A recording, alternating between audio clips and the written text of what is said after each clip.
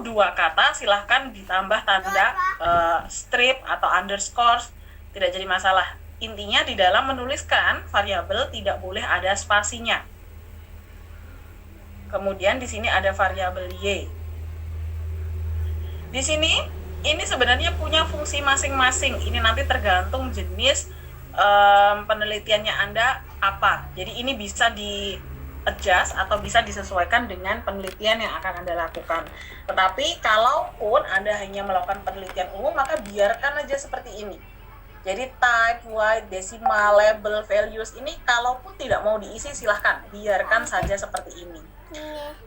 Paling sederhana paling desimalnya, karena kita kan sebenarnya tidak butuh desimal, jadi kita nolkan saja. Selebihnya maka biarkan seperti pada awalnya seperti apa.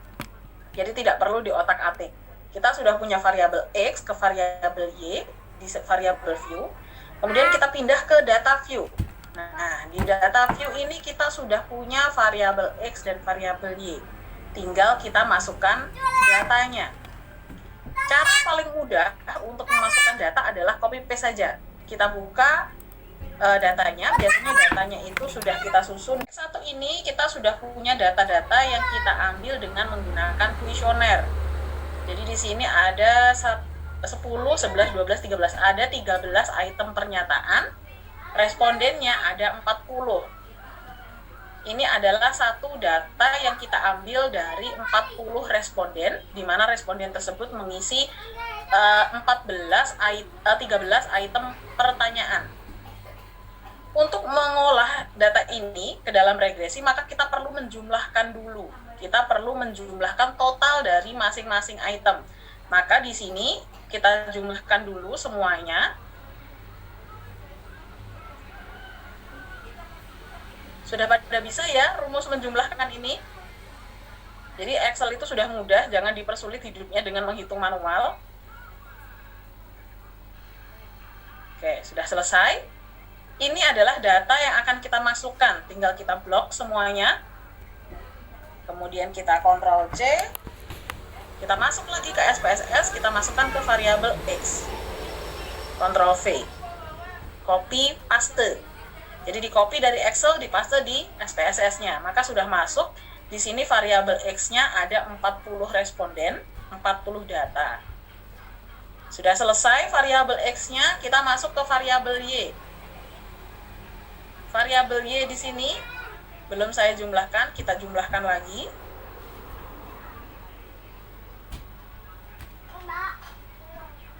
Sama, variabel Y di sini juga terdiri dari 40 responden. Kita copy lagi, kita buka SPSS dan tinggal kita paste lagi di sini. Selesai. Semudah itu memasukkan data.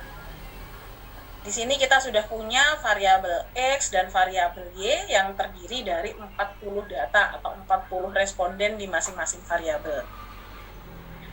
Sampai di sini terlalu cepat nggak saya menjelaskan? Harus klik linear. Karena kita mau, sebenarnya gini, semua uji itu berada di satu tabel ini. Uji normalitas, linearitas, heteroskedastisitas, kemudian uji yang lainnya, semua itu ada di satu tabel ini. Tergantung bagaimana caranya kita memprosesnya. Karena di sini ada pilihannya banyak sekali. Jadi kalau Anda mau bisa langsung sekali jalan semua uji terlaksana. Tapi karena kita baru belajar, kita belajar satu-satu ya. Kita masukkan dulu variabel X ini masuk ke variabel apa? Dependent atau independent? Variabel X masuk dependent atau independent? Sudah saya jelaskan ini.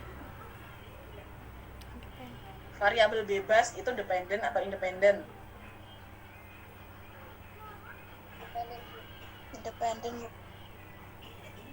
Variabel apa? Independen, Bu. Variabel bebas. Ya, variabel X namanya adalah variabel bebas. Kata lainnya apa? Dependent atau independent? Independen, Bu. independen. Jadi variabel X silahkan dimasukkan ke variabel independen. Kita klik variabel X, kemudian kita klik panah di sini. Maka dia akan masuk ke sini. Kemudian variabel Y kita klik panah di sini, maka akan muncul variabel dependen. Untuk hasil normalitas, kita tidak bisa langsung melakukan uji dengan sekali tahap, maka kita perlu membuat residualnya dulu supaya antara variabel X dengan variabel Y ini dihitung residualnya secara keseluruhan. Maka kita perlu mencari dulu residual dari variabel X dan variabel Y. Maka caranya kita klik di bagian save. Nah, di sini ada banyak sekali pilihan-pilihan, maka yang akan dihitung atau dicari di sini adalah ini. Ada kotak dialog residual, kemudian dicentang dengan unstandard design. Baru kita continue. Ini hanya satu uji ya, karena satu uji maka kita langsung oke. Akan muncul kotak dialog hasil. Kita belum melakukan apa-apa, maka belum. Nah, di sini muncullah residualnya. Ini adalah residual variabel X dan variabel Y. Inilah yang akan kita cari tahu apakah data ini residualnya berdistribusi normal atau tidak. Ya, jadi untuk melihat hasil, untuk mengetahui normal atau tidak, maka harus muncul ini dulu. Muncul yang namanya unstandard design ini. Sehingga Anda akan baru bisa melakukan uji normalitasnya. Sedangkan di tabel outputnya, di sini sudah muncul berbagai macam tabel yang pasti juga kita nggak tahu ini fungsinya untuk apa, maka abaikan saja dulu. Abaikan tabel ini, jangan, oh ini berarti hasilnya sudah keluar, tidak. Abaikan saja dulu. Baru kita masuk ke analyze untuk menguji normalitas ya ini. Analyze, kemudian kita masuk ke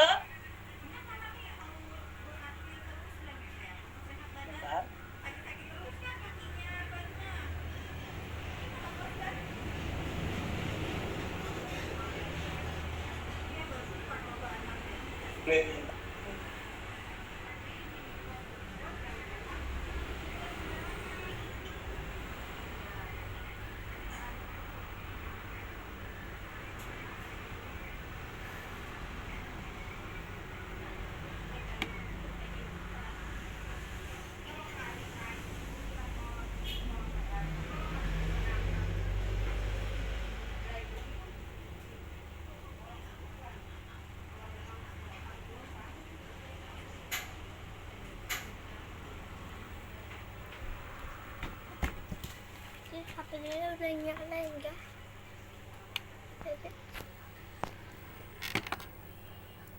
Tadi tuh apaan sih? Mati-mati terus. Sudah, sana.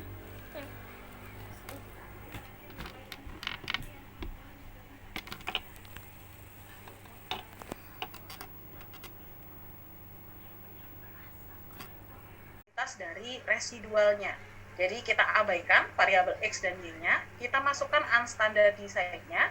Kemudian di sini ada normal, ada uniform, eksponensial dan lain-lain. Maka kita centang yang normal di sini, baru kita oke. Maka akan muncul di tabel outputnya. Ini adalah namanya one sample Kolmogorov-Smirnov test. One sample Kolmogorov-Smirnov test.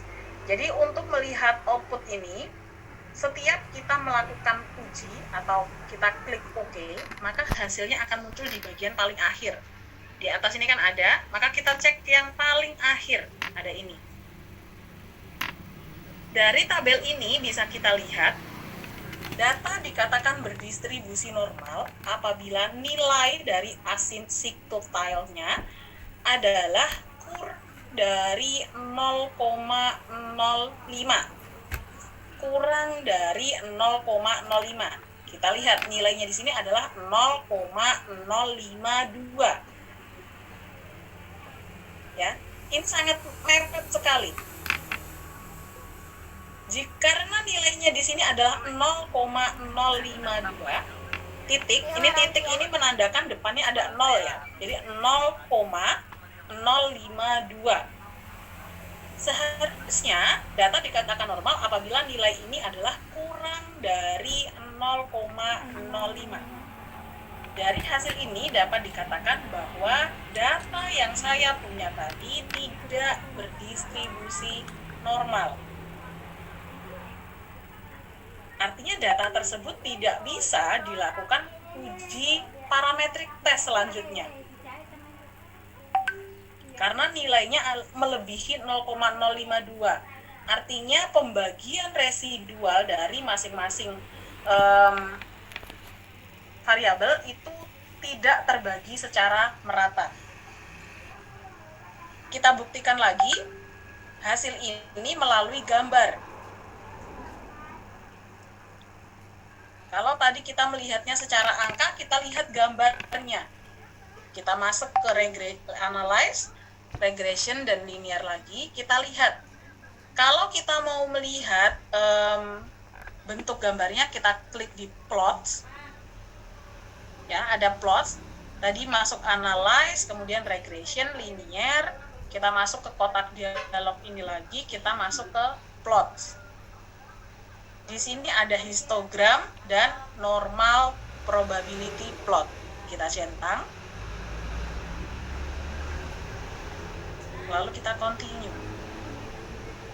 Kita oke. Kita lihat hasilnya. Nah, ini. Kenapa distribusinya kok tidak normal? Ternyata gambarnya begini. Tadi saya bilang ya bahwa kalau data itu berdistribusi normal, gambarnya itu akan rapi. Kita lihat ini angka tertinggi ini, 2 batang ini terletak di pinggir gunungnya, terletak di pinggiran. Ini menunjukkan bahwa data tidak berdistribusi dengan normal. Padahal ini, soalnya jam 1 saya ada acara lagi. Oke, kita kembali ke sini. Ada namanya uji heteroskedastisitas. Uji heteroskedastisitas ini adalah untuk melihat bagaimana hubungan antar variabel yang mau kita uji. Apakah bersifat homogen atau bersifat heterogen. Karena apabila dia ini bersifat heterogen atau macam-macam bedanya, maka data tersebut tidak bisa diolah secara parametrik atau secara langsung. Butuh perlakuan khusus apabila data tersebut bersifat hetero atau bermacam-macam. Maka di sini perlu dilakukan uji heteroskedastisitas untuk melihat bagaimana hubungan antar variabel yang mau kita teliti. Uji heteroskedastisitas ini memiliki beberapa syarat, di mana syarat yang pertama adalah bahwa jika kita punya angka dan punya gambar ya, punya angka dan punya gambar. Jadi kalau gambarnya itu dia miringnya nggak rata, kemudian gambarnya juga ternyata tidak sesuai dengan garis linier yang telah dibuat, maka dikatakan datanya itu tidak homogen. Jadi tidak homogen, artinya datanya bersifat hetero. Di situ dapat kita katakan bahwa data ini mengandung heteroskedasticity. Kemudian kita pilih plots. Kita pilih plots lagi ya. Tadi karena gambarnya sudah saya centang, yang ini histogram. Kita masuk ini ada Z-pret, Z-resit, D-resit, banyak sekali sampai ke bawah. Kita pilih hanya 2 yang kita pakai nanti, yaitu Z-pret. Kita masukkan ke X, kemudian di sini ada S-resit, kita masukkan ke Y. Ingat, Z-pret kita masukkan ke X, kemudian S-resitnya kita masukkan ke Y. Kalau tadi yang belum mencentang, silahkan dicentang yang histogram. Karena histogram ini akan menjelaskan gambaran bagaimana kondisi dari si hetero ini. Kemudian kita continue, kita oke lagi. Ini tidak lolos uji heteroskedastisitas.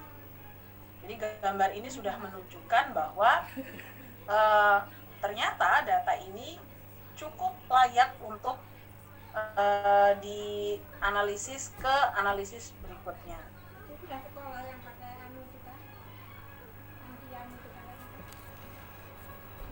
Ini sudah cara yang paling gampang untuk mengetahui apa yang terjadi di data kita.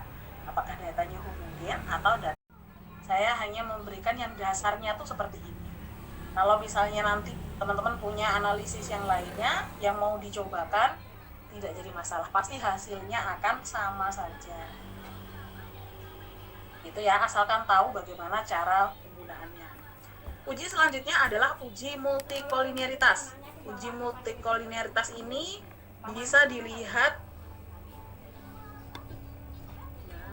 Nah, di sini kembali lagi analisisnya masih sama di analisis regression, kemudian di linear. Masih sama ya.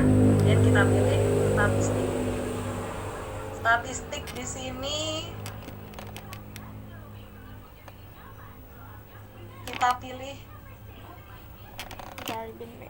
belum masuk ke statistiknya. Yes, kita nice. pilih ke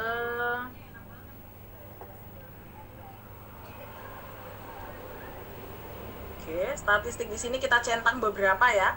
Kita centang ke R-square-nya, boleh. Kemudian ini yang mau kita tes, collinearity diagnosis. Kita mau melihat multikolinearitasnya seperti apa.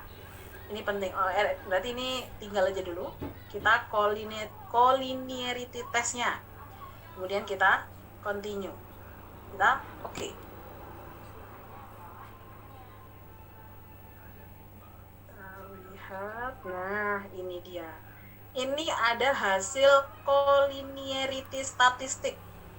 Di sini ada dua tabel, ada tolerance dan juga VIF. Standarnya dikatakan bahwa data tersebut lolos uji multikol apabila toleransinya ini adalah lebih daripada 0,1. Lebih dari 0,1 toleransinya. Kemudian nilai VIF-nya adalah kurang dari 10. Jadi nilai toleransinya adalah lebih besar dari 0,1, gimana ini ternyata nilainya 1, maka sudah jelas ya bahwa nilai toleransinya ini lebih daripada 0,1. Kemudian nilai VIF-nya harus kurang dari 10. Di sini dapat kita lihat nilai VIF-nya adalah 1. Sudah menjelaskan bahwa nilai VIF-nya kurang dari 10. Dari dua angka ini bisa kita simpulkan bahwa data yang mau kita teliti sudah lolos uji multikolinearitas. Sudah lolos nih, sudah bagus. Apa artinya? Kok bisa lolos itu artinya apa? Ketika data tersebut lolos uji multikolinearitas, maka dapat dikatakan bahwa masing-masing dari variabel itu tidak saling berkorelasi. Tidak saling tadi bertumpukan, tidak saling berseberangan, tidak saling bertubrukan. Ya, multicolnya lulus. Jadi tidak ada korelasi antar variabel. Oke, tadi normalitasnya nggak lolos, kemudian heteronya lolos, kemudian multikolinearitasnya lolos. Kita masuk ke analisis selanjutnya, yaitu uji linearitas. Uji linearitas ini bisa dilakukan dengan agak sedikit berbeda ya. Kita bukan lagi masuk ke analisis regresi kemudian linear tadi, tapi kita punya cara lain, punya jalur lain bagaimana caranya menguji linearitasnya. Linearitas ini nanti akan dihasilkan dari masing-masing variabel. Apabila kita punya satu variabel saja X-nya, maka hasil dari uji linearitasnya nanti juga akan satu tabel saja.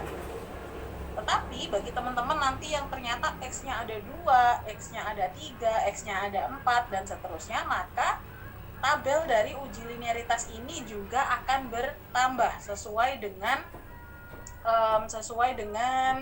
jumlah variabel X-nya berapa. Jadi kalau variabel X-nya ada 2, maka tabelnya juga ada 2. Kalau variabel X-nya ada 3, maka tabel dari uji linearitas ini juga ada 3. Itu yang perlu dipahami ya. Jadi kalau nanti ada yang punya, Bu, kok uji linearitas saya cuma 1, ya nggak bisa kalau variabelnya lebih dari 1.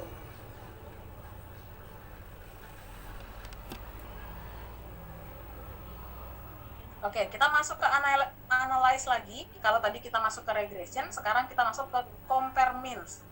Analyze, kemudian compare means, kita masuk ke means. Nah, di sini ada beberapa pilihan ya. Kita masukkan variabel X-nya. Kemudian kita pilih variabel Y-nya. Kemudian kita masuk ke option-nya.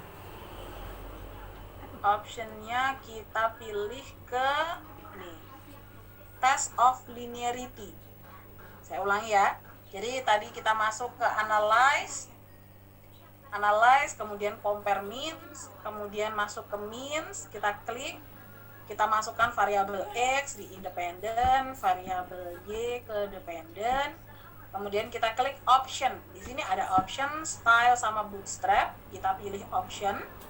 Kita cek di test of linearity karena kita mau lihat uji linearitasnya.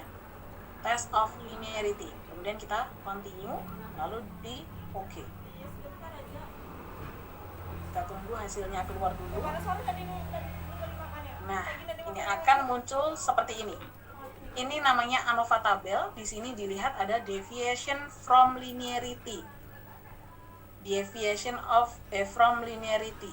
Yang dilihat di sini, deviation from linearity di tabel signifikan. Jadi dari satu tabel ini, di mana kita bisa melihat apakah data tersebut lolos uji linearitas atau tidak adalah di deviation from linearity. Kita lihat di bagian signifikan. Signifikannya adalah 0,511. Syaratnya untuk dikatakan bahwa data tersebut lolos uji linearitas adalah apabila nilai signifikansi dari deviation from linearity adalah lebih dari 0,05. Lebih dari 0,05.